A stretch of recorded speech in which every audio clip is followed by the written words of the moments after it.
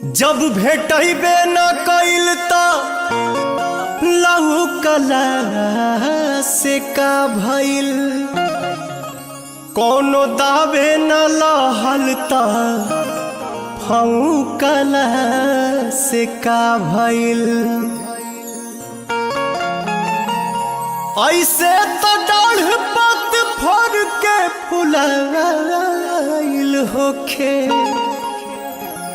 जब भेटबे न कइल त छौकला से का भइल।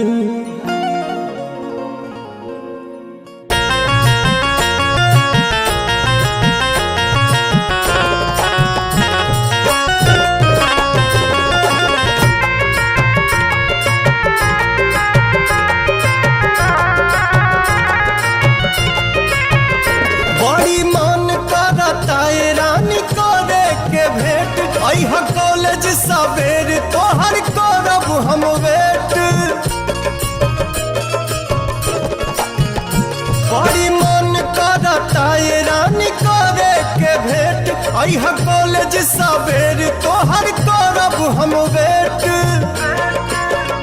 जवन भइल रहे गलती न फेर होई हो। मुहवा ओढ़नी से ओढ़नी से बांध के नई हो, ये जान न त चिन्हे में देर होई हो। ओढ़नी से बांध के नई हो, ये जान न त चिन्हे में देर होई हो।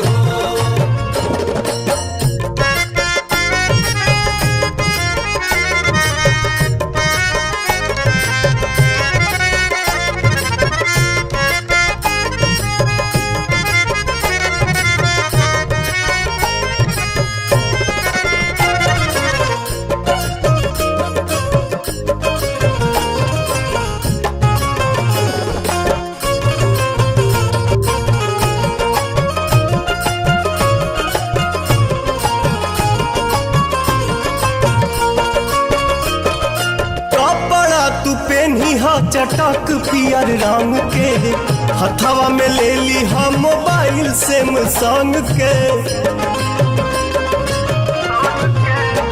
हाँ कपड़ा तू पहनी चटक पियर रंग के हथवा में ले ली हम मोबाइल सैमसंग के। कॉल करी हम फिर बात ढेर होई हो। मुहवा